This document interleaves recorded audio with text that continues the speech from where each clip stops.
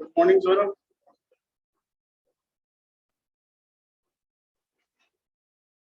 आवाज आ रही है?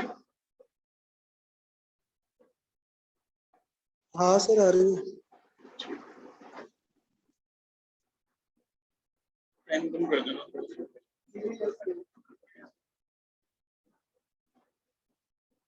हाँ, तो अपन स्टार्ट करते हैं अदर मिसलेनियस टॉपिक से।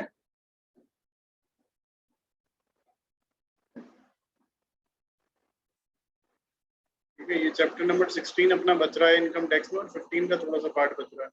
तो पहले चैप्टर 16 को अपन कंप्लीट कर लेते हैं। इसमें मिसलेनियस टॉपिक्स हैं, कुछ एक आध जगह जो इंपॉर्टेंट चीज़ है वो मैं बताता जाऊंगा आपको, और बाकी मैंने कई कई जगह लिख रखा है, ओनली रीड जो करना है आपको। ठीक है, तो स्टार्ट करते हैं। इसमें मेन जो आपको सबसे पहले दे रखा है वो तो दे रखा है इनकम टैक्स अथॉरिटीज, मतलब इनकम टैक्स अथॉरिटीज के बारे में दे रखा है कि क्या उनके पास पावर होते हैं, क्या किस तरीके से सीबीडीटी उनको इंस्ट्रक्शन दे सकती है, क्या जुरिसडिक्शन होता है। ठीक है, फिर फेसलेस आया था तो फेसलेस दे रखा है, फिर पावर्स दे रखे हैं कुछ कुछ। फिर उसके बाद दे रखा है अपने को एक इम्पॉर्टेंट टॉपिक है search and seizure. Search and seizure मतलब जो आज अपन पढ़ेंगे उसमें सर्च एंड सीजर एक इम्पॉर्टेंट टॉपिक है, बाकी सारा रीड करने जैसा ही है। ठीक है, तो सबसे पहले अपन स्टार्ट करते हैं पेज नंबर 16.1 से। Income tax authorities instruction to subordinate authorities. इसके अंदर ये लिख रहे हैं कि सीबीडीटी इशू कर सकती है directions, instructions to any income tax authority for proper administration of the act. ठीक है, सिंपल सी बात है, एग्जाम में क्वेश्चन बिल्कुल भी नहीं आएगा, ऑब्जेक्टिव क्वेश्चन बनने के कोई चांस नहीं है कि भाई सीबीडीटी इंस्ट्रक्शन इशू कर सकती है किसको, इनकम टैक्स अथॉरिटी को। अब सीबीडीटी कौन होती है ये पता है अपने को? सौरभ पता है ना सीबीडीटी कौन? हाँ, और इनकम टैक्स अथॉरिटी कौन होती है ये पता है? हाँ, सीबीडीटी तो central board of direct taxes, जो बोर्ड है जो गवर्नमेंट को रिकमेंडेशन देता है, सर्कुलर्स इशू करता है एक्ट को क्लैरिफाई करने के लिए, वो तो हो गया सीबीडीटी। और इनकम टैक्स अथॉरिटी कौन है? इनकम टैक्स अथॉरिटी है अपनी जो भी अपने income tax officer, assistant commissioner, commissioner, principal commissioner, ये सारे आपके इनकम टैक्स अथॉरिटी हो गए। मतलब जो भी ऑफिसर्स हैं इनकम टैक्स के अंदर वो इनकम टैक्स अथॉरिटी हो गई। ठीक है, उनको डायरेक्शंस, ऑर्डर्स और इंस्ट्रक्शंस दे सकता है सीबीडीटी, ये लिखा हुआ है इसके अंदर। एग्जाम में नहीं आएगा बट अपन थोड़ा थोड़ा समझते चलें, ताकि क्योंकि अपन इनकम टैक्स पढ़ रहे हैं तो अपने को ये पता होना चाहिए सीबीडीटी क्या है, इनकम टैक्स अथॉरिटी क्या है, हायर पोजीशन किसकी सीबीडीटी की, वो इंस्ट्रक्शन, ऑर्डर, डायरेक्शन दे सकता है इनकम टैक्स अथॉरिटी। ठीक है, फिर यहाँ पे बोल रहे हैं power of CBDT to relax provisions of chapter 4 और चैप्टर 6A। इसके अंदर क्या बोल रहे हैं ये कि मान लो जो भी अपन ने डिडक्शन पढ़े या कुछ एग्जाम्पशंस पढ़े, वो असेसी ने टाइमली कंप्लीट नहीं किए, या उसने कोई डिफॉल्ट कर दिया डिडक्शन लेने में या एग्जाम्पशन लेने में, जो भी कंडीशंस थी उसमें कोई डिफॉल्ट कर दिया, तो भी चाहे तो सीबीडीटी उन प्रोविजंस को रिलैक्स कर सकती है।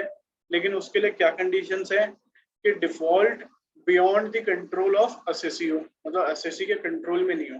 ठीक है, और assessee has complied with such requirement before completion of assessment।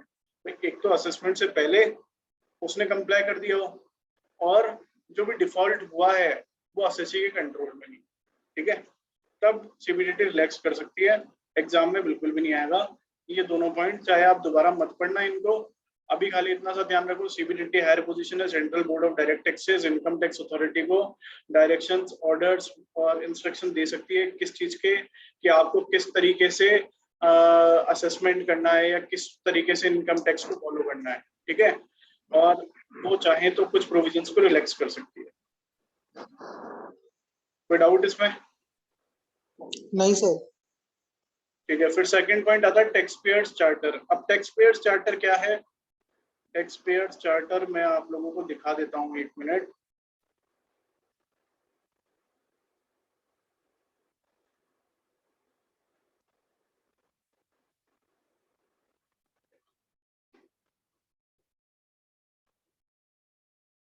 अभी स्क्रीन दिख रही है आपको? सर वही दिख रही है, बुक वाली दिख रही है, नॉर्मल। अच्छा,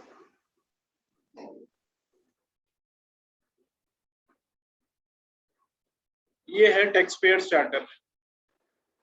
ये यहाँ पे ये कह रहा है कि income tax department is committed to, मतलब एक तरीके से एक जैसे अपने कॉन्स्टिट्यूशन का प्रीएम्बल नहीं है वैसा उन्होंने बना दिया कि इनकम टैक्स डिपार्टमेंट कमिटेड है provide fair, courteous and reasonable treatment assessee को, वो फेयर ट्रीटमेंट दें, treat taxpayer as honest, उसको ऑनेस्ट मानेंगे फर्स्ट, मतलब बाय डिफॉल्ट ऑनेस्ट मानेंगे, provide mechanism for appeal and review, उसको अपील का नॉर्मल मैनर दे, मतलब अच्छा मैनर दे, मैकेनिज्म दे, टाइमली डिसीजन ले, correct amount of tax calculate करें, उसकी प्राइवेसी का ध्यान रखें, उसकी कॉस्ट ऑफ कंप्लायंस रिड्यूस करें। तो इस तरीके से उन्होंने टैक्स पेयर चार्टर बना दिया। क्वेश्चन कभी भी नहीं आएगा, बस मैं आपको जस्ट दिखा रहा था, एक पेज का ये टैक्स पेयर चार्टर है और ये चाहते हैं कि टैक्स पेयर, उसके अंदर उन्होंने लिखा है कि हम तो कमिटेड है इन सब चीजों के लिए कि आपको मैकेनिज्म हम बढ़िया प्रोवाइड करवाएं, कॉस्ट ऑफ कंप्लायंस कम हो, लेकिन हम आपसे एक्सपेक्ट करते हैं कि आप ऑनेस्ट हो, कंप्लायंट हो, इन्फॉर्म्ड हो, करेक्ट रिकॉर्ड्स रखते हो और टाइमली हमें रेस्पॉन्ड करें और टाइमली पेमेंट करें। ठीक है, इस तरह का एक टैक्स पेयर चार्टर है। अब जो टैक्स पेयर चार्टर है उसके लिए लिख क्या रहे हैं वो अपन देख लेते हैं। उसके लिए लिख रहे हैं कि tax pair charter, the board shall adopt and declare tax pair charter, बोल रहे हैं कि अडॉप्ट करेंगे और डिक्लेयर करेंगे जो वो कर चुके, and issue such orders, instructions, directions और guidelines to other income tax authorities as it may deem fit the administration of such charter. मतलब सीबीडीटी अडॉप्ट और डिक्लेयर करेगा टैक्स पेयर चार्टर जो कि वो कर चुके हैं, फिर वो बोल रहे हैं उसके लिए वो ऑर्डर्स, इंस्ट्रक्शन, डायरेक्शन भी इशू करेंगे, किसको, इनकम टैक्स अथॉरिटीज को, जिससे वो एडमिनिस्ट्रेशन उसका प्रॉपर हो सके। ठीक है, एग्जाम में बिल्कुल भी नहीं आएगा, जस्ट आपकी नॉलेज के लिए अपन ने देख लिया। फिर बात कर रहे हैं jurisdiction of income tax authorities की। अब ये ज्यूरिसडिक्शन से क्या कहना चाह रहे हैं, ये कहना चाह रहे हैं इनकम टैक्स अथॉरिटी को जो सीबीडीटी ज्यूरिसडिक्शन बांटेगी, मैंने आपको पहले ही बताया था अभी जयपुर में या राजस्थान में किस तरीके से बटा हुआ है, राजस्थान में बटा हुआ है टेरिटोरियल एरिया के अकॉर्डिंग। ठीक है, इनकम टैक्स का जो वो है अपना ज्यूरिसडिक्शन कि भैया कालवार रोड इस ज्यूरिसडिक्शन में आएगा, इस वार्ड में आएगा, फिर आपका मालवीय नगर इस वार्ड में आएगा, आपका शास्त्री नगर इस वार्ड में आएगा, तो इस तरीके से वो बटा हुआ है।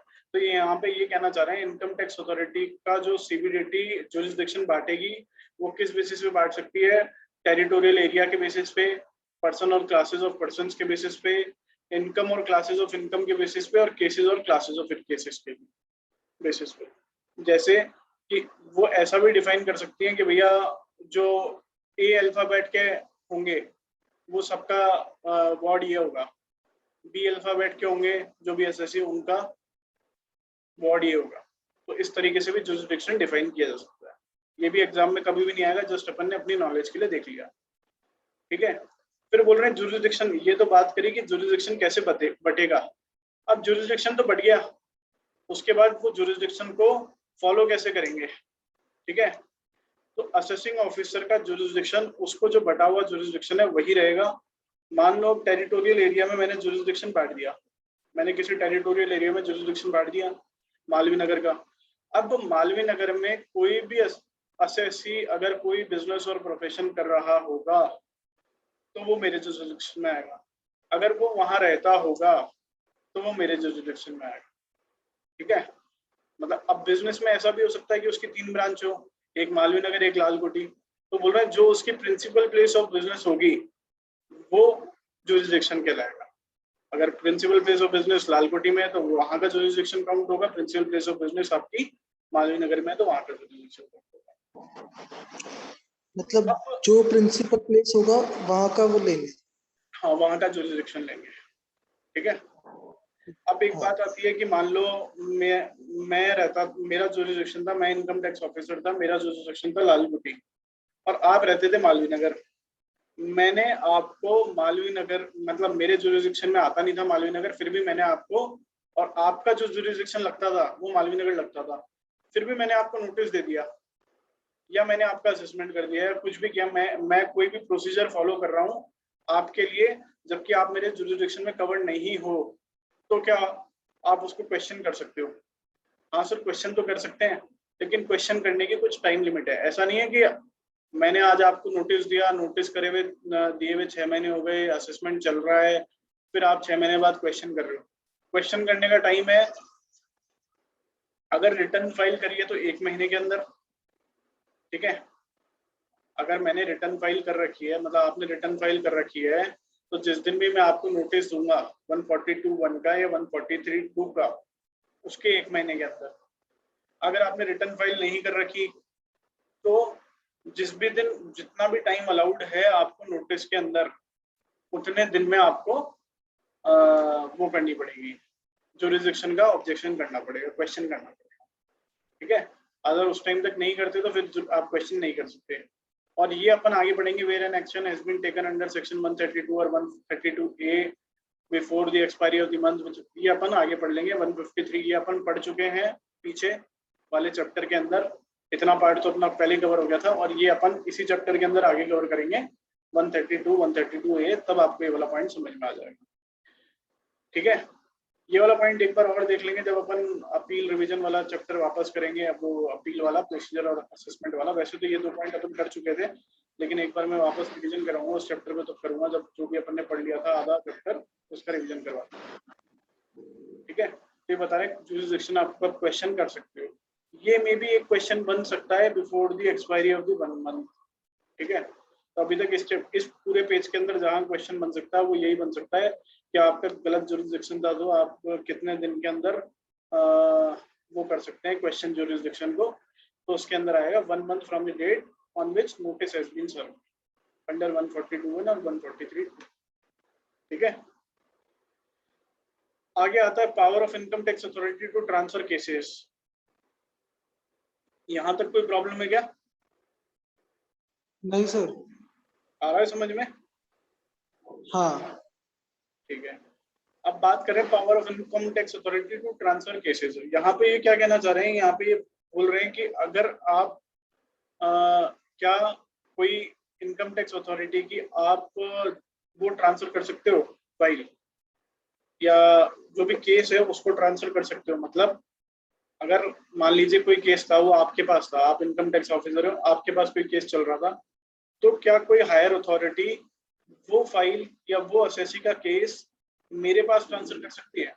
हाँ सर, कर सकती है, लेकिन उससे पहले एक अपॉर्चुनिटी देनी पड़ेगी, उससे पहले एक अपॉर्चुनिटी आपको देनी पड़ेगी। जो भी हायर अथॉरिटी है वो ट्रांसफर करने से पहले जिस अथॉरिटी का ट्रांसफर कर रही है केस, उसको पहले अथॉरिटी देगी, अपॉर्चुनिटी देगी, ठीक है। इसको रीड कर लेना, एग्जाम में बिल्कुल भी नहीं आएगा। आगे चलें। Yes sir. Change of an incumbent of an office.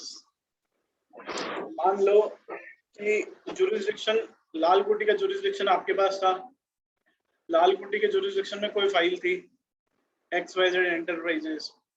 अब वो फाइल थी, तो मान लो आपका ही वहां से ट्रांसफर हो जाता है और मेरे को अपॉइंट कर दिया जाता है आपके ऑफिस के अंदर, मतलब लाल कोटी का जुरिसडिक्शन अब मेरे अंडर आ जाता है, तो क्या मैं उसको कंटिन्यू कर सकता हूँ फाइल को? यस सर, कंटिन्यू तो करोगे ही, ऐसा तो है नहीं बीच में छोड़ दोगे। अब कंटिन्यू करोगे तो क्या मुझे स्टार्टिंग से स्टार्ट करना पड़ेगा, या जहाँ पे आप जिस प्रोसीजर तक आप उसको ले आए वहां से मेरे को स्टार्ट करना पड़ेगा? मान लो आपने नोटिस दे दिया था 142(1) का, ठीक है, आपने नोटिस दे दिया 142(1) का, अब क्या मेरे को भी आगे प्रोसीड करने के लिए 142(1) का नोटिस देना जरूरी है? नहीं सर, वो जो भी नोटिस आपने दे दिया वो मेरे लिए रेलेवेंट है, वो असेसमेंट प्रोसीडिंग वही चल रही है जो आप स्टार्ट करके गए थे। आप स्टार्ट करके जहां से गए थे, जहां तक आपने कर दिया, वो एक वैलिड प्रोसीजर है, मेरे को उसके आगे से कंटिन्यू करना है। अगर एसएससी चाहे तो बोल सकता है कि सर आप एक बार जो प्रीवियस प्रोसीडिंग्स है उसको एक बार चेक कर लीजिए, क्यों? क्योंकि मुझे लगता है कि उन्होंने गलत करी है। तो वो आपका डिस्क्रिप्शन होगा फिर कि आप चाहो तो चेक कर लो और नहीं तो उसको आगे से कंटिन्यू करो, ठीक है सर। बेसिक पॉइंट है, कभी भी आएगा नहीं क्वेश्चन, ऑब्जेक्टिव क्वेश्चन नहीं आएगा। फिर आया फेसलेस जुरिसडिक्शन। फेसलेस जुरिसडिक्शन के अंदर क्या बात कर रहे हैं सर? ये बात कर रहे हैं जो अभी आपको पता होगा, शायद मैंने लास्ट चैप्टर में भी बताया होगा कि अब तक तो जो भी काम होता था वो होता था आपका किस तरीके से, आपका होता था आपके पास फिजिकल नोटिस आएगा, मतलब स्पीड पोस्ट से नोटिस आ रहा है या आपके मेल पे नोटिस आ रहा है, कहाँ से, जो अपना डिपार्टमेंट है इनकम टैक्स का वो कहाँ है, एक तो स्टैच्यू सर्किल, एक है अपना लालकुटी, तो वहां से आपके पास नोटिस आ रहा है, आपके पास नोटिस आ गया। अब नोटिस का आपको रिप्लाई करना है, चाहो तो आप ऑनलाइन भी रिप्लाई कर सकते हो, चाहो तो आप ऑफलाइन भी रिप्लाई कर सकते हो, पहले ये था, ठीक है। अब ऑनलाइन और ऑफलाइन रिप्लाई में था क्या, चाहे ऑनलाइन रिप्लाई हो चाहे ऑफलाइन रिप्लाई हो, जाता था किसके पास, जो जिस एरिया का जुरिस्डिक्शन उस असेसिंग ऑफिसर का है उसी के पास वो रिप्लाई जाता था, वही नोटिस इशू कर सकता था और कोई नोटिस इशू नहीं कर सकता था। फॉर एग्जांपल स्टैच्यू सर्किल वाले डिपार्टमेंट के अंदर लालकोट मालवीय नगर का जो भी ऑफिसर है जुरिस्डिक्शनल ऑफिसर, वही नोटिस इशू कर सकता था मालवीय नगर वाले एरिया वाले एसएससी के लिए, ठीक है, और असेसमेंट भी उसको ही फॉलो करना पड़ता था। अब इससे हो क्या रहा था भाई, अगर मैं मालवीय नगर में रहता हूँ तो मुझे पता है मेरा जुरिस्डिक्शनल ऑफिसर कौन है। अब करप्शन तो इंडिया में है ही, तो होता क्या था कि मेरे पास कोई नोटिस या तो नहीं आए, और कोई नोटिस या कोई डिमांड आए तो उसको मैं कुछ ब्राइब करके सेटल करवा लूँ। ऐसा बहुत इजीली पॉसिबल था, क्यों, क्योंकि मुझे पता था मेरा ऑफिसर कौन है। और अगर मेरे पास 1 साल का असेसमेंट होता था मेरा, मान लीजिए 1 साल की मेरी कोई डिमांड होती थी, उसका असेसमेंट होता था, उस केस में कोई नोटिस आता था तो मेरी जानकारी उससे हो जाती थी ऑफिसर से, तो फिर रेगुलरली मैं आगे उसको कुछ ड्राइव करके आगे वाले सालों के लिए बच जाता था। तो ये एक प्रोसीजर जो इंडिया में फॉलो हो रहा था ब्राइब वाला, तो उससे बचने के लिए गवर्नमेंट ने क्या किया, अब फेसलेस असेसमेंट चालू करवा दिया। फेसलेस क्या है कि आपके पास जो नोटिस आएगा वहां आपको ये भी पहली चीज तो ये तो कंफर्म है ही कि वो जो आपके पास नोटिस आएगा वो आपका जुरिस्डिक्शनल ऑफिसर नहीं करेगा, जो भी आपका असेसमेंट होगा वो आपका जुरिस्डिक्शनल ऑफिसर नहीं करेगा। मतलब मालवीय नगर जुरिस्डिक्शन मान लो मिस्टर राम के पास है, जो इनकम टैक्स डिपार्टमेंट में है, इनकम टैक्स ऑफिसर उनके पास है, वो इशू नहीं करेंगे। कोई भी इंडिया में से कोई भी ऑफिसर जिसको आपका जुरिस्डिक्शनल ऑफिसर या आपका ऑफिसर बना रखा होगा गवर्नमेंट ने, वो इशू कर सकता है। और आपको उसका नाम भी पता नहीं लगेगा, स्टेट भी पता नहीं लगेगा, लोकेशन भी पता नहीं लगेगी, नंबर भी पता नहीं लगेगा, मेल आईडी भी पता नहीं लगेगा। और पहले तो था ऑफलाइन ऑनलाइन दोनों, फिर धीरे धीरे गवर्नमेंट ने खाली ऑनलाइन कर दिया, उसमें जुरिस्डिक्शनल ऑफिसर आपका वही रखा जो पहले था। अब उन्होंने ओनली ऑनलाइन भी कर दिया और जुरिस्डिक्शनल ऑफिसर का भी आपको पता नहीं लगेगा, ठीक है। तो इस तरीके से अब फेसलेस असेसमेंट चलेंगे। फेसलेस असेसमेंट में ना तो आपको ये पता लगेगा आपका ऑफिसर कौन है, नीचे खाली डेजिग्नेशन लिखी हुई आएगी कि वो कमिश्नर है, असिस्टेंट कमिश्नर है, जॉइंट कमिश्नर है या इनकम टैक्स ऑफिसर है। ये नहीं लिखा हुआ आएगा कि वो उसका नाम क्या है, कहाँ से है, कौन से स्टेट से है। लिखा हुआ आएगा नेशनल फेसलेस अपीलेट सेंटर या नेशनल फेसलेस असेसमेंट सेंटर, इसके अलावा कुछ नहीं लिखा हुआ, ठीक है। तो इसके अंदर वो यही बता रहे हैं faceless jurisdiction of income tax authorities, बोले फेसलेस जुरिस्डिक्शन हम अपने हिसाब से जुरिस्डिक्शन बांटेंगे। फिर उसके अंदर स्कीम से क्या होगा, scheme would ensure greater efficiency, transparency and accountability, जब सारी चीजें ऑनलाइन होगी। अच्छा, ब्राइब के अलावा एक और चक्कर होता था भाई, ब्राइब तो ये हो गया कि जहाँ पे एसएससी डिफॉल्ट पे है। कभी कभी क्या होता था, अब मैं ऑफिसर हूँ, मुझे पता है सौरभ मालवीय नगर का बहुत बढ़िया असामी है, सौरभ के पास बहुत पैसे हैं, तो मैं उसको परेशान करने के लिए कि भैया वो मेरे को हमेशा पैसे दे ही जाएगा ब्राइब के, तो उसके काम में कोई गलती नहीं होते हुए भी मैं गलती निकाल लेता था उसको एक्सप्लॉइट करने के लिए, ठीक है, ताकि वो मेरे को पैसे दे सके। तो अब ये वाली चीज भी नहीं हो पाएगी। अब जहाँ पे असेसी सही होगा, असेसी का पूरा काम सही होगा, वहां पे 1% भी प्रॉब्लम नहीं रहेगी। किसके लिए? असेसी के लिए। असेसी अगर ऑनेस्ट है तो उसका सारा काम प्रॉपर तरीके से कंप्लीट हो पाएगा। क्यों? क्योंकि सारी ट्रांसपेरेंसी रहेगी। भाई किस बेसिस पे वो नोटिस इशू कर रहे हैं, क्या वो रिप्लाई कर रहा है असेसी, असेसी अगर रिप्लाई सही कर रहा है तो इनकम टैक्स अथॉरिटी को एक्सेप्ट करना ही पड़ेगा। पहले क्या होता था, अगर असेसी को मैंने नोटिस दिया, मैं इनकम टैक्स अथॉरिटी हूँ, असेसी ने सही रिप्लाई भी लगा दिया, तो भी मैं पैसे लेने के चक्कर में उसके रिप्लाई को सही नहीं मानता था। लेकिन अब जब सारी चीजें ऑनलाइन होंगी, जब मेरा एक पोर्टल है, पोर्टल पे जहाँ पे नोटिस इशू हुआ है उसी के नीचे रिप्लाई लगा हुआ है, तो कोई भी हायर अथॉरिटी उसको चेक कर सकती है। अब रिप्लाई सही आने के बाद भी मैं डॉक्यूमेंट्स या प्रूफ सारे आने के बाद भी मैं अगर असेसमेंट सही नहीं कर रहा तो हायर अथॉरिटी मेरे को क्वेश्चन कर सकती है। तो इससे क्या होगा, ट्रांसपेरेंसी एंड अकाउंटेबिलिटी आ जाएगी। ठीक है, तो फेसलेस जुरिसडिक्शन स्टार्टिंग में तो प्रॉब्लम है लोगों के लिए, बट लॉन्ग रन में ये बहुत बेनिफिशियल रहे। ठीक है, तो यही लिखा हुआ है इसके अंदर कि फेसलेस जुरिसडिक्शन आएगा, उससे एफिशिएंसी, ट्रांसपेरेंसी, अकाउंटेबिलिटी बढ़ेगी। एक बार रीड कर लेना, किसी भी तरीके से एग्जाम में आने का कोई सवाल नहीं है इसका। ठीक है, 7th पॉइंट तक अपना जो एग्जाम में आने वाला पॉइंट आया वो यही आया, before the expiry of 7 month, जो आपको ऑब्जेक्शन करना है जुरिसडिक्शन में। बाकी कोई ऑब्जेक्टिव क्वेश्चन नहीं बन सकता 7th पॉइंट तक। अगर यहाँ पे ऑब्जेक्टिव क्वेश्चन नहीं आते आपके और आपके मान लो सब्जेक्टिव क्वेश्चन आ रहे होते तो फेस जहाँ पे भी ये हाईलाइटेड एरिया आ रहा है वो आपको ऑटोमेटिकली इंपॉर्टेंट हो जाता। क्यों? क्योंकि अमेंडमेंट्स के साथ। कोई प्रॉब्लम 7th पॉइंट तक? नहीं सर, नहीं। फिर आ रहा है आगे, power regarding discovery, production of documents etcetera. तो अब ये बता रहे हैं कौन डिस्कवरी कर सकता है, प्रोडक्शन करवा सकता है डॉक्यूमेंट्स के। तो बोल रहे हैं the assessing officer, joint commissioner, CIT appeal, principal CCIT, principal CIT and DRP क्या होता है, डिस्प्यूट रिजोल्यूशन पैनल। तो ये सब के पास पावर होंगे। ठीक है, आपके प्रोडक्शन के डॉक्यूमेंट्स के कौन से पावर होंगे, जो नीचे दे रखे हैं अपने, कहीं पे भी डिस्कवरी करना, कोई इंस्पेक्शन करने के। ठीक है, अगर कोई भी उनके पास केस चल रहा है तो जो कोड ऑफ सिविल प्रोसीजर के अंदर, मतलब नॉर्मल कोर्ट के पास जो पावर्स होते हैं वो पावर्स इनके पास होंगे। कैसे? डिस्कवरिंग एंड इंस्पेक्शन, कोई भी इंस्पेक्शन कर सकते हैं, कोई भी डिस्कवरी कर सकते हैं। Enforcing the attendance of any person, including any officer of a banking company, and examining him on oath. उससे शपथ दिलाते हैं ना जैसे कोर्ट में, वैसे उससे स्टेटमेंट ले सकते हैं और उसको फोर्सफुली बुला सकते हैं। Compelling the production of books of accounts and other documents, बोल सकते हैं कि बुक्स ऑफ अकाउंट्स पेश करो। और इशूइंग कमीशंस, इशूइंग कमीशंस की जगह लिख दो आप इशूइंग समन्स। समन समझते हैं सर? हाँ, इशूइंग समन इशू कर सकते हैं।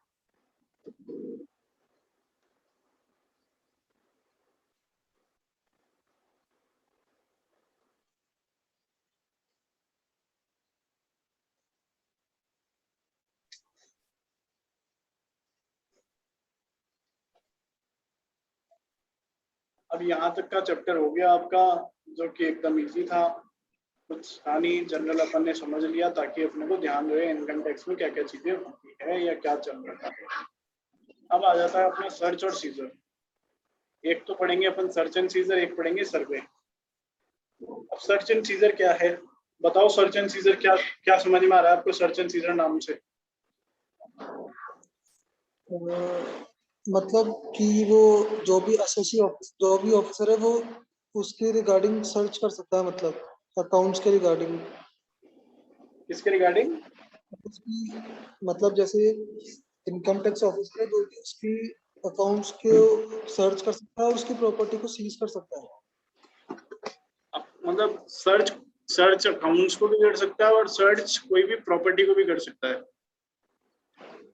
सर्च प्रॉपर्टी को भी सर्च कर सकता है ना, प्रॉपर्टी को सर्च करेगा। हाँ। उसके बाद उसको लगेगा ये प्रॉपर्टी उसकी डिस्क्लोज्ड इनकम से नहीं बनी या ये प्रॉपर्टी उसकी 2 नंबर की है, तो वो उसको सीज कर सकता है।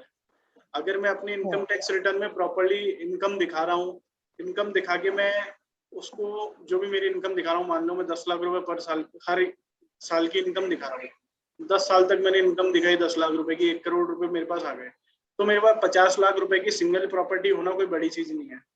तब तो वो हो गई मेरे लिए वैलिड प्रॉपर्टी, मतलब मेरी डिस्क्लोज्ड इनकम से बनी हुई प्रॉपर्टी 1 नंबर की प्रॉपर्टी। अगर मेरी इनकम तो 1 करोड़ और मेरे पास प्रॉपर्टी है 10 करोड़ की, ठीक है, मेरी आज तक की इनकम है 1 करोड़ की, मैंने कभी इनकम टैक्स डिपार्टमेंट में ये नहीं दिखाया मुझे गिफ्ट मिला, मान लो हो सकता है प्रॉपर्टी आपको अपने रिलेटिव से गिफ्ट मिली हो, लेकिन वो आपने कभी शो नहीं किया, तो अगर ऐसा कुछ भी है तो वो आपकी अनडिस्क्लोज्ड इनकम होगी, वो सीज हो सकती है आपकी। ठीक है, तो अब इस चैप्टर के अंदर अपन यही इस टॉपिक के अंदर अपन यही पढ़ने वाले हैं। तो किसके पास पावर होगी सर्च की, फिर क्या कंडीशन सेटिस्फाई होनी चाहिए। ऐसा थोड़ी है कोई भी आपको आके सर्च कर लेगा, ठीक है, तो उसके लिए क्या कंडीशंस होनी चाहिए कब फुलफिल, फिर जो भी। सर हाँ, अनडिस्क्लोज इनकम पे किस रेट से टैक्स लगता है? अनडिस्क्लोज्ड इनकम पे एक तो अपन ने पढ़ा था जो स्पेशल के अंदर 65% था। यहाँ पे जो बात करेंगे वो तो पेनल्टी की करेंगे। वहां पे बात करी थी अपन ने 65%। अगर कोई आपकी अनडिस्क्लोज अनएक्सप्लेन्ड इनकम होगी, अनएक्सप्लेन्ड इन्वेस्टमेंट होंगे, तो उसके ऊपर मैक्सिमम रेट लगेगी 65%। ठीक है, पढ़ी थी अपन ने चैप्टर के अंदर। चैप्टर का नाम तो मुझे ध्यान नहीं आ रहा, लेकिन एक चैप्टर के अंदर अपन ने पढ़ी थी। इसके अंदर चैप्टर के नाम मैं आपको बता देता हूँ, 1 मिनट।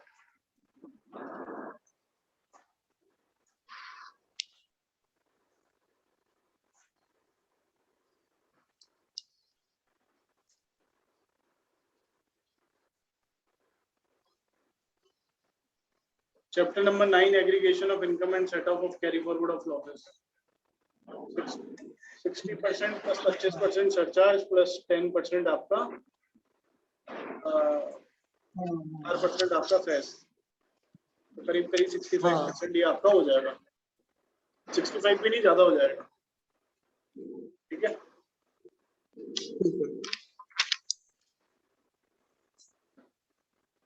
फिर क्या कंडीशंस हैं जिसके बेसिस पे आपका सर्च सीजर हो सकता है।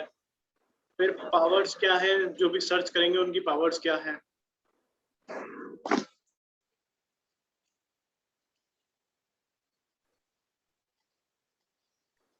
ये सब अपने को देखना है, अपन देख लेते हैं फटाफट। ऑथराइजिंग एंड ऑथराइज्ड ऑफिसर, भाई कौन तो सर्च को ऑथराइज कर सकता है और किसे ऑथराइज कर सकता है। ठीक है, कौन ऑथराइज कर सकता है और किसे ऑथराइज कर सकता है। तो ऑथराइज करने के उन्होंने 2 कैटेगराइजेशन बनाए कि अगर प्रिंसिपल डायरेक्टर जनरल या प्रिंसिपल डायरेक्टर या director of principal, chief commissioner, principal commissioner और कमिश्नर, अगर ये लोग ऑथराइज कर रहे हैं तो ये किसको ऑथराइज करेंगे, एडीएसी, मतलब ये इससे नीचे वाली पोस्ट को डायरेक्ट करेंगे, ऑथराइज करेंगे, ये इनसे नीचे वाली पोस्ट को ऑथराइज करेंगे। अगर एडिशनल डायरेक्टर कोई सर्च करना चाहता है तो उसको परमिशन लेनी पड़ेगी प्रिंसिपल डायरेक्टर से या इन सबसे, चीफ कमिश्नर से। ठीक है, और अगर एडिशनल डायरेक्टर किसी को ऑथराइज कर रहा है तो वो असिस्टेंट डायरेक्टर को ऑथराइज करता है। एग्जाम में बिल्कुल भी नहीं आएगा, छोड़ देना।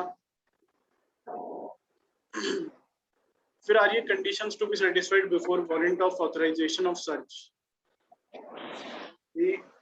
आपको सर्च का वारंट मिलेगा, उससे पहले क्या कंडीशंस फुलफिल होनी चाहिए वो बात कर रहे हैं। तो भैया अगर आपको सर्च का वारंट चाहिए तो आपने, जैसे मान लो आप ऑफिसर हो, आप इनकम टैक्स ऑफिसर हो, आपके दिमाग में कोई भी चीज आई है, आपको कुछ भी लगता है कि भैया अनिल अग्रवाल के घर पे हमको सर्च करनी है, अनिल अग्रवाल के घर पे और ऑफिस में हमें सर्च करनी है, तो आप क्या करोगे, आप इनसे जाके परमिशन मांगोगे या ऑथराइजेशन मांगोगे।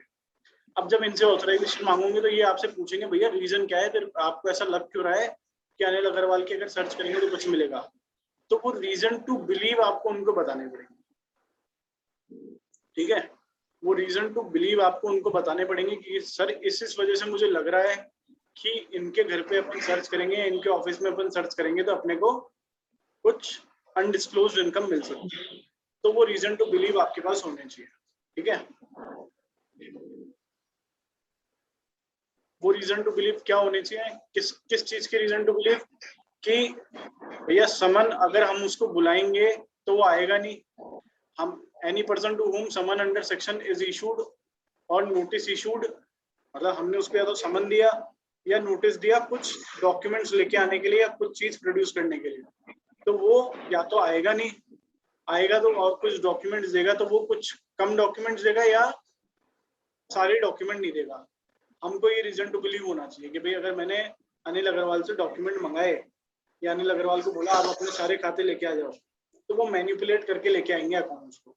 अगर ये मुझे ऐसा लगता है तो मैं डायरेक्ट जाके सर्च कर सकता हूँ। Any person to whom summons और notice has or might be issued will not or would not produce, मतलब वो नहीं करेगा, वही वाली चीज है, डॉक्यूमेंट इशू नहीं करेगा। Any person is in position of money, bullion, jewellery और other valuable article and such money, bullion और article either wholly or partly income or property which has not or would not be disclosed for the purpose of this act। मतलब हम उससे अगर उसकी Boolean की, jewellery की या और किसी चीज की डिटेल मांगेंगे तो वो तरीके से या पूरी की पूरी प्रोवाइड नहीं करेगा। अगर ऐसे रीजंस हैं आपके पास कि वो आपके नोटिस का प्रॉपर आंसर नहीं करेगा या जो भी डॉक्यूमेंट मांगोगे वो पूरे नहीं देगा या मैनिपुलेट करके देगा या आप उसे प्रॉपर्टी की डिटेल मांगोगे तो वो नहीं देगा, तब आप उसके ऊपर सर्च कर सकते हो, लेकिन ऑथराइजेशन लेने के बाद। ठीक है।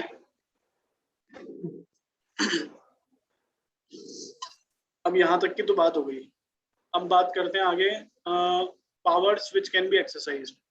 अब आपके घर पे सर्च हो रही है या आपके ऑफिस में सर्च हो रही है, तो उनके पास क्या पावर्स है, ऑथराइज्ड ऑफिसर के पास क्या पावर है, वो एंटर कर सकते हैं और सर्च कर सकते हैं किसको, कोई भी बिल्डिंग को, place, vessel, aircraft, where he has reason to suspect that such books of accounts, other documents, money, bullion, jewelry or other valuable article are kept।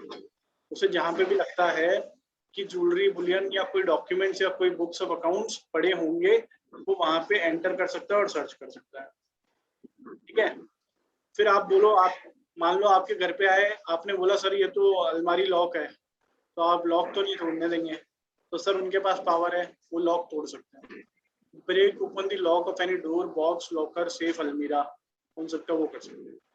कोई भी पर्सन को सर्च कर सकते हैं जिसपे भी उन्हें लग रहा है कि इसने अकाउंट छुपाए हैं या वो यहाँ से बाहर जा रहा है, घर से बाहर जा रहा है या घर से जस्ट बाहर निकला था, आप सर्च करने पहुंच गए तो वो उसको सर्च कर सकता है। या कोई अंदर, कोई घर के अंदर आ रहा है, उसको भी आप सर्च कर सकते हैं। आपका फोन वाइब्रेट हो रहा है क्या सौरभ?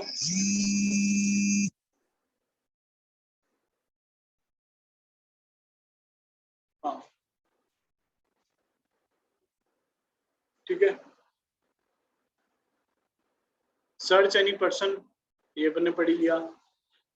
किसी भी पर्सन को बोल सकते हैं जिसका अपने को लगता है कि उसके पास इलेक्ट्रॉनिक रिकॉर्ड्स हैं बुक्स ऑफ अकाउंट्स के, कि आप हमें ये रिकॉर्ड्स खोल के दो, या फोर्स कर सकते हैं कि आप हमें बुक्स ऑफ अकाउंट्स इलेक्ट्रॉनिकली, मान लो पासवर्ड प्रोटेक्टेड है तो आप उसको फोर्स कर सकते हो कि आप हमें ये पासवर्ड अनप्रोटेक्ट करके दो या डॉक्यूमेंट प्रोवाइड करो।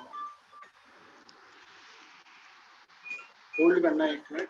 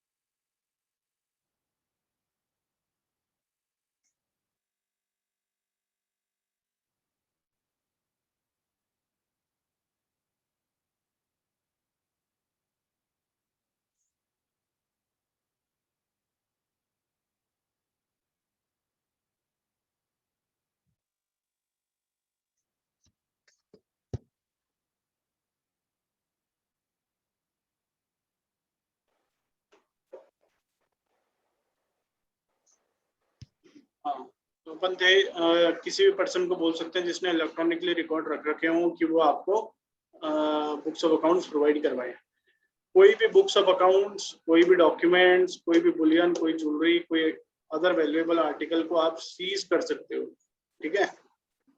लेकिन अब देखो ये क्या लिख रहे हैं, जैसा अपन ने कौन सी पिक्चर में देखा था, रेड स्पेशल 26, स्पेशल 26 थी ना वो पिक्चर, कि उसके अंदर ज्वेलरी वाली दुकान के अंदर जाते हैं और ज्वेलरी, सारी की सारी ज्वेलरी जो स्टॉक इन ट्रेड होती है उसको भी वो सीज कर लेते हैं।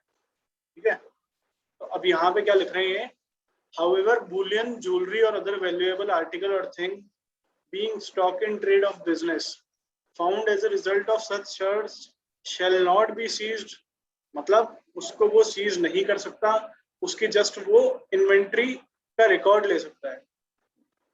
भाई आप सीज मत करो, हो सकता है किसी के पास 5 करोड़ की ज्वेलरी हो, वो शोरूम हो उसके पास ज्वेलरी का, तो ये थोड़ी है कि मोती सन्स के पास आप गए, मोती सन्स ज्वेलरी वाले के पास आप गए, आपने उसके वहां सर्च करी और आप सारी की सारी ज्वेलरी उठा के ले गए।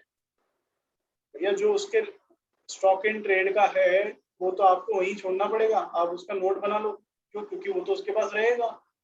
तो मान लो आपने बोल दिया कि भैया इसके पास 10 करोड़ की ज्वेलरी है और 4 करोड़ दिखा रखी है इसने बुक्स में, तो फिर आप 10 करोड़ की बना लो। आपने तो लिस्ट बना ली 10 करोड़ की, तो भैया इसके पास इतने गोल्ड है, इतना इसके पास डायमंड है, इतना इसके पास सिल्वर है, प्लेटिनम है, वो आपने लिस्ट बना ली। आपने इसके बुक से कंपेयर कर लिए, जो भी एक्स्ट्रा होगा उस पर उसकी पेनल्टी जो भी बनती होगी वो लेंगे, लेकिन आप उसको सीज मत करो, ठीक है?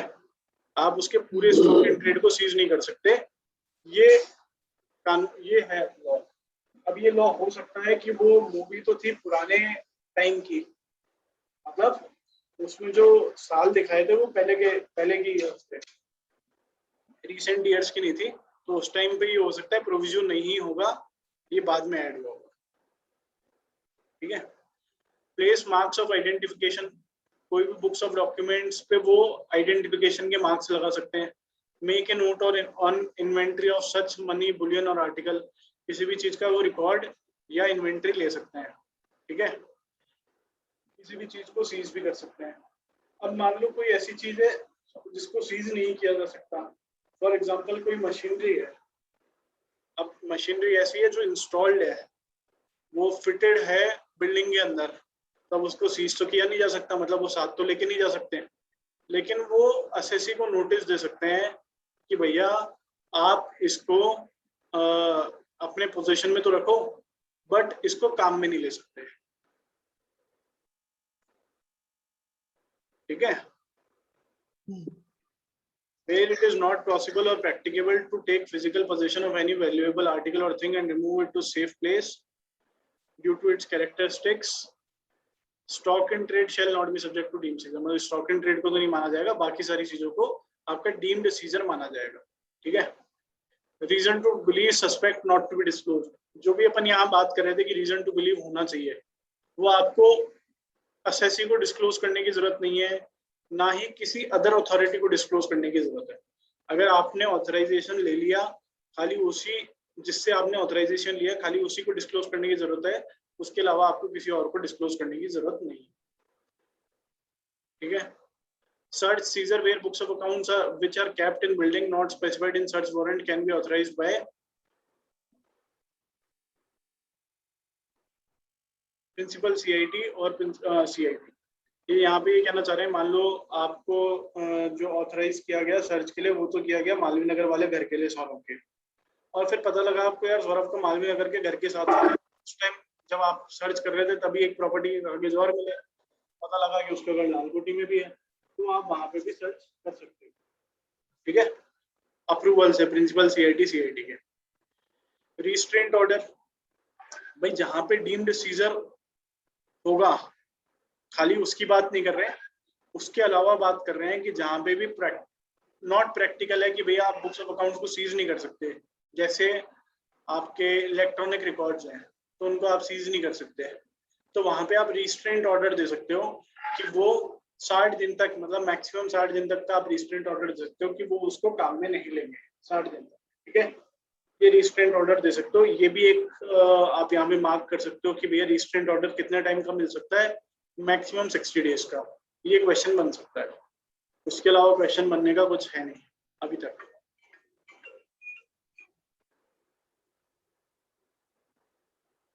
होल्ड करना है 1 minute.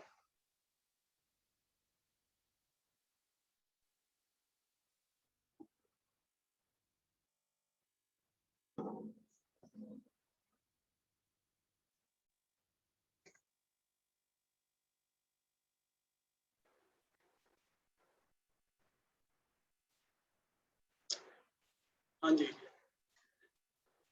Power which can be exercised by, ये तो अपने पढ़ लिया है। टीम सीजर अपन ने पढ़ लिया है, रीजन टू बिलीव भी पढ़ लिया, डिस्ट्रिक्ट ऑर्डर भी पढ़ लिया। ये बोल रहे हैं ऑथराइज्ड ऑफिसर किसी को भी ओथ पे एग्जामिन कर सकता है, ये भी नॉर्मल है। Presumption as per books of accounts, money etcetera. Sir आपके घर पे आए वो, आपके घर पे आके उन्होंने बोला कि यार ये 1 करोड़ का कैश पड़ा है, ये आपका होगा, तो इस पे हम पेनल्टी भी लगाएंगे, टैक्स भी लगाएंगे, तो वो करीब करीब बन जाएगा मान लो 300%, पेनल्टी टैक्स इंटरेस्ट सब जोड़ जोड़ा के 300% बन जाएगा जो भी पैसा पड़ा उसका। तो आप क्या बोलोगे, सर ये मेरा पैसा है, मेरे को पता ही नहीं किसका है, 1 करोड़ रुपए आपका मिला, लेकिन आप बोलोगे मुझे पता नहीं है किसका है। तो भैया जब भी कोई पैसा ऐसा मिलेगा तो ये माना जाएगा कि जिसके पोजीशन में मिल रहा है उसी का है। कोई भी ज्वेलरी, कोई भी पैसा, कोई भी प्रॉपर्टी, कोई भी डॉक्यूमेंट्स जिसके पास मिलेंगे उसी के माने जाएंगे। Where any books of accounts, other documents, money, bullion, jewelry, or other valuable article or thing are found in possession of control of any person in the course of search, it may be presumed that such books of accounts, other documents, money, bullion, jewelry, or other valuable article or thing belongs to such person. Contents of such books, मतलब आपको पर्ची मिल गई, पर्ची कैसी कि किस किस से आप कितने कितने रुपए मांगते हो, कैश में आपने किस किस को कितने कितने रुपए दे रखे हैं, मान लो आपने 10 करोड़ रुपए उधार दे रखे हैं, उसकी पर्ची मिल गई। अब पर्ची मिल गई तो आपने बोला सर ये तो पता नहीं किसकी पर्ची, ये सही नहीं है, तो भैया ऐसा नहीं चलेगा, जो भी उसके ऊपर लिखा हुआ है डॉक्यूमेंट्स के ऊपर वो सही माना जाएगा। जहाँ भी सिग्नेचर हो रखे हैं वो माने जाएंगे आपके ही सिग्नेचर है, ऐसा नहीं माना जाएगा किसी और ने सिग्नेचर कर दिए। तो ये प्रिजम्पशन रहेगी, ठीक है। कोई डाउट यहाँ तक? नहीं सर।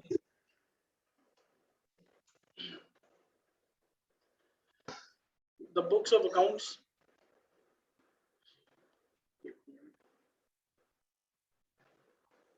स्क्रीन शेयर हो रही है अभी भी?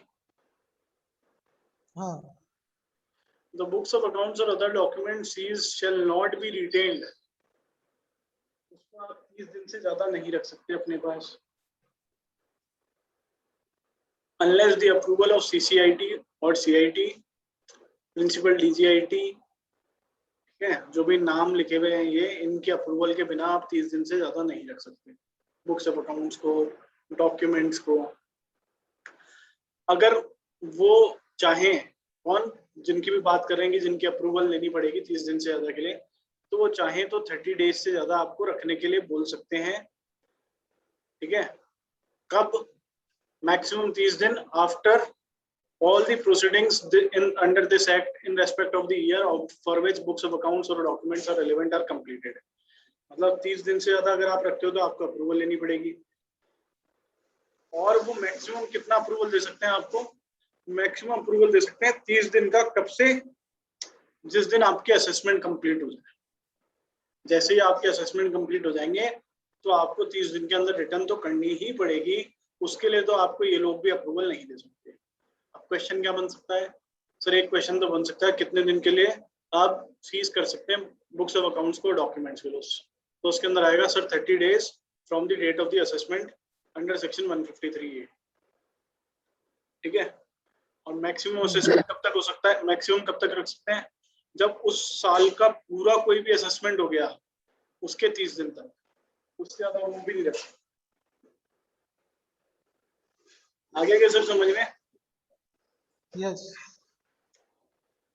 फिर बात करें प्रोविजनल अटैचमेंट की। भाई कोई प्रॉपर्टी थी मतलब उनको ऐसा लगा, अब भव्या मैडम अब आ रही है जब क्लास जस्ट एंड होने वाली है,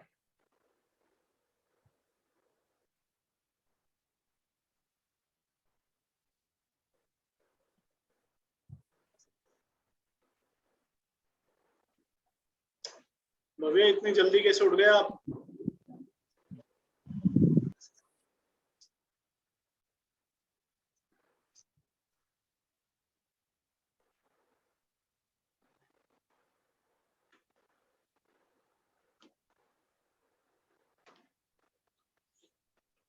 चलो कोई बात नहीं। Provisional attachment of property to protect interest of revenue.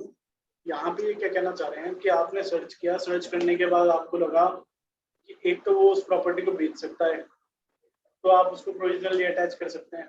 एक आपको ऐसा लगता है कि जो भी उसका टैक्स इंटरेस्ट बनेगा वो उसको जमा कराएगा नहीं कराएगा पता नहीं है, ठीक है। टैक्स पेनल्टी जो भी बनेगी वो असेसी उसको जमा कराए या नहीं कराए वो अपने को पता नहीं है, या उसके पास इतने पैसे भी हों या नहीं हो, तो उसके लिए वो उसको उसकी प्रॉपर्टी को प्रोविजनली अटैच कर सकते हैं। अटैच करने का मतलब ये हो गया कि वो आपकी प्रॉपर्टी को इस तरीके से अटैच कर देंगे आपकी डिमांड के साथ, टैक्स के साथ, कि अब उस प्रॉपर्टी पे पहला हक किसका हो जाएगा, आप बेचोगे तो भी ये माना जाएगा कि पहले पैसे किसको मिलेंगे, इनकम टैक्स डिपार्टमेंट। वो होता है अटैचमेंट, कि नीलामी करना, उस घर की नीलामी करना, उस प्रॉपर्टी की नीलामी, वो हो जाएगा, ठीक है।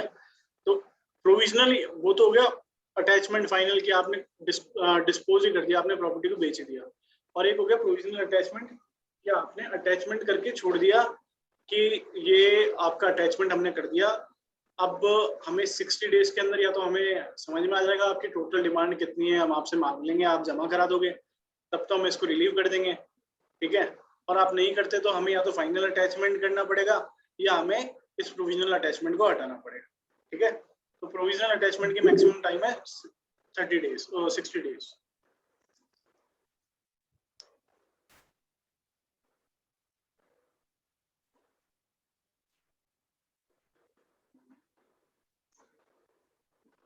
जो भी प्रोविजनल अटैचमेंट आप करेंगे वो 6 महीने के अंदर इनवैलिड हो जाएगा। 60 दिन के अंदर तो आपको प्रोविजनल अटैचमेंट करना है। शायद मैं अभी ये बोल गया कि प्रोविजनल अटैचमेंट हो सकता है 60 दिन के लिए, जबकि वो ये है कि प्रोविजनल अटैचमेंट आपका हो सकता है 60 दिन के अंदर अंदर, जिस भी दिन आपकी सर्च सीजर हुई है उसके 60 दिन के अंदर आप प्रोविजनली अटैच कर सकते हो, और मैक्सिमम आप प्रोविजनल अटैचमेंट कर सकते हो 6 महीने का, ठीक है। फिर ये लिखा हुआ है रेफरेंस टू वैल्यूएशन ऑफिसर, ये कोई मतलब का नहीं है, आप इसको खाली रीड कर लेना, आपका हो जाएगा। Authorisation and assessment in case of search और रिक्विजिशन, ये भी आप रीड कर लेना, बेसिक है, हो जाएगा। यहाँ पे ये 10th पॉइंट के अंदर ये कहना इतना चाह रहे हैं कि हो सकता है कि मान लो एक साथ डिपार्टमेंट को लगा कि सौरभ, अनिल, नितिन, भव्या ये सब मिलके कुछ गफला कर रहे हैं, कुछ फ्रॉड कर रहे हैं, या 2 नंबर की इनकम कमा रहे हैं, तो इन्होंने क्या बोला, इन्होंने असेसिंग ऑफिसर ने जाके ऑथराइजेशन ली प्रिंसिपल चीफ कमिश्नर से, उसने ऑथराइजेशन दे दी। ऑथराइजेशन उसने हर नाम की अलग अलग नहीं ली, उसने सिंगल ऑथराइजेशन ले ली कि X Y, mister X, mister Y, mister Z, mister A, mister B, mister C, इनका मेरे को सर्च करना है। प्रिंसिपल कमिश्नर ने दे भी दी ऑथराइजेशन, तो बोल रहे हैं अगर उसने ऑथराइजेशन एक एक करके नहीं ली और सारी एक साथ ली है तो उसको वैलिड ऑथराइजेशन माना जाएगा। ऐसा नहीं माना जाएगा कि वो ऑथराइजेशन गलत है या वो किसी एसोसिएशन ऑफ पर्सन या बॉडी ऑफ इंडिविजुअल के लिए ली गई है, यही माना जाएगा कि सिंगल सिंगल असेसी के लिए ली गई है। लेकिन जो असेसमेंट होगा वो आपको सिंगल सिंगल ही करना पड़ेगा, असेसमेंट आप एक साथ नहीं कर सकते, ठीक है। आगे 10 पॉइंट समझ में।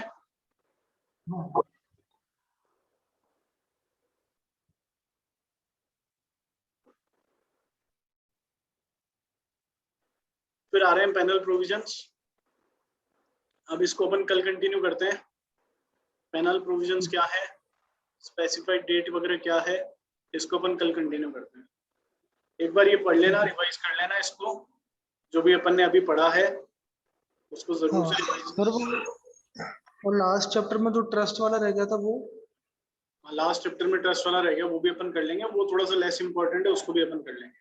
और भी आप देख लेना, कुछ टॉपिक अगर रह गया हो ना तो वो बता देना। एक बार अपन इनकम टैक्स को पहले पूरा कंप्लीट कर लेते हैं, फिर अपन जो कस्टम की क्लास होगी वो बचेगी, तो वो किसी दिन मतलब 2 या 3 दिन में 2-2 घंटे लेके कर लेंगे। ओके।